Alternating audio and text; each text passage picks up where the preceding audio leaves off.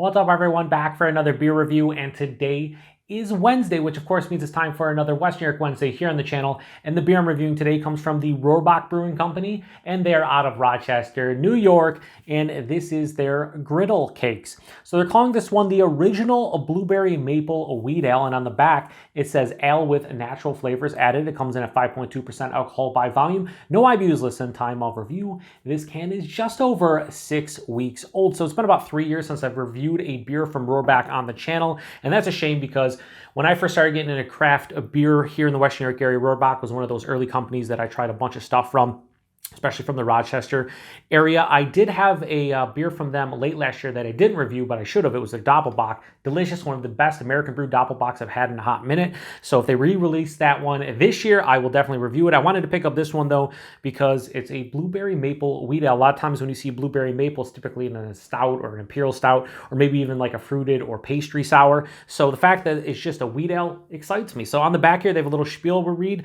It says, "It doesn't get much better than the sizzle of the pan as you flip a flapjack on Sunday morning until you crack open this freshly brewed breakfast beer.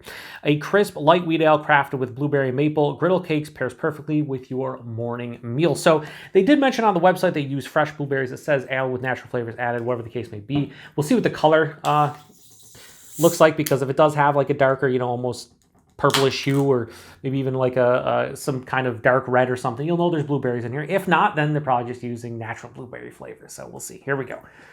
Oh, so it is a bit darker. So I don't know. I would imagine there's blueberries in here then.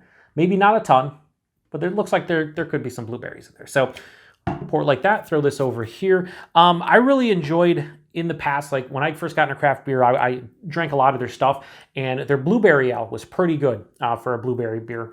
And I'm wondering if that's kind of that beer, but with maybe, maple added. But yeah, that has, on camera it's going to look darker. In person, it has this nice darker, like, is that like a rust color? It definitely looks like it might have some blueberries in there, but maybe not. It's just maybe a wheat ale, a little darker wheat ale, but it has decent clarity to it.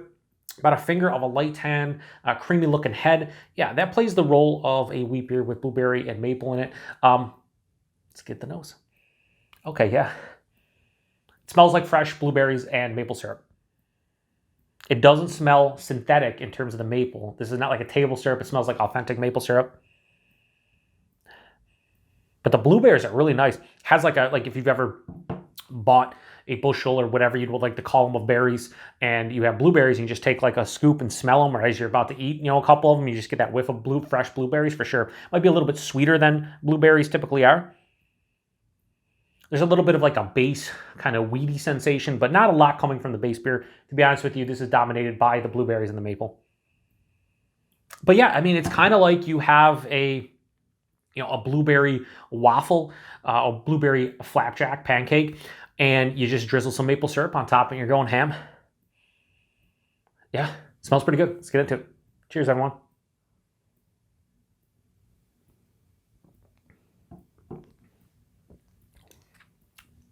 It's pretty good for what it is.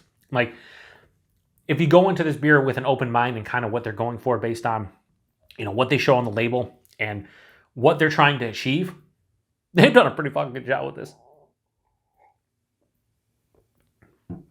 Body's like lower side of medium body, approaching medium, good for 5.2%.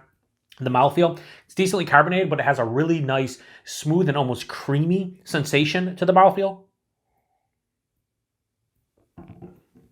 The taste is very simplistic in how it's delivered to the palate, but it's pretty damn good. First thing that hits me, blueberry, again, fresh blueberry. And then there's this base like wheat malt that, again, it can be mistaken, like bready, pancake-esque, waffle-esque. It has that like kind of just breakfast feel to it. And so it's like blueberries with that. As it passes through, the maple hits about a third, maybe, I'd say about a third way through the palate. And the maple isn't overly sweet. It's not too much. It's not too rich. It's there to kind of accentuate the blueberry and the dare I say, pancake vibe. That carries on to the back of the palate. Finishes with a slight dryness and a very mild bitterness. I would say my one critique on this was I'd like to see a little bit more of a drying kind of effect to the finish, or maybe a little bit more bitterness, because while this is not like crazy sweet to my palate, it's only 5.2%, so like the malt sweetness is not like overpowering. I do think by the time I'm done with this can, it might be a little bit too rich overall, maybe just a little bit too much of one thing. I mentioned this in the Southern Tier French Toast review I did, their Imperial Ale. They nailed the flavors of that. Like flavor-wise, 5 out of 5, but like the drinkability, you could tell by the time you were done with that bottle, you didn't want it anymore. I got about 7 or 8 ounces into that, and I was just like, man, I can't do it. I don't think this is gonna be as bad as that because of the ABV, and it's not as sweet as that beer, but I'm having some of the kind of the same feelings about it. Listen, is this a world-class, top-tier, amazing beer? To me, it's not. But the fact that they call this Griddle Cakes, blueberry and maple, and they're going for basically blueberry pancakes with maple syrup drizzle, like they've done a great job. I'd say stylistically, this is like a 4.7, 4.8. Like they've nailed it. A blueberry maple wheat ale, yes. Personal preference is a bit different. 5.2%, you really can't tell any kind of alcohol either, so it's lower ABV. It's like a sessionable pastry beer, but at the same time, it's not that sessionable because, again, I think by the end of this can, it's gonna be a little bit much for me. I would say if you have a sweeter tooth and you love blueberry maple and you're not a huge fan of like fruited sours or roasty, toasty beers like stouts and porters, this would be something you would probably want to seek out if you're in the Western New York area, because I think it's pretty damn good. So Griddle Cakes from Rohrbach, I have absolutely no issues whatsoever giving this beer right here. I'm going to go a high 4 out of 5. I'm going to go 4.1 out of 5.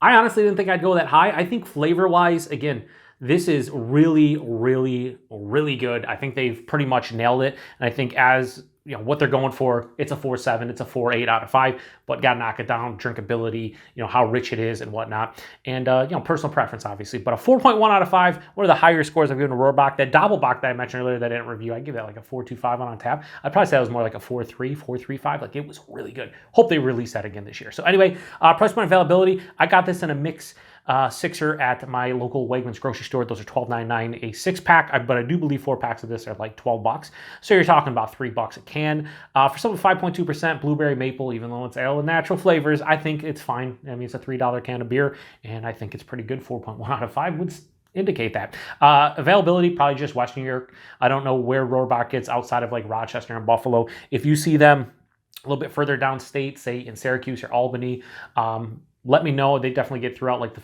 Finger Lakes region, I would imagine. But outside of that, I really don't know with Rohrbach.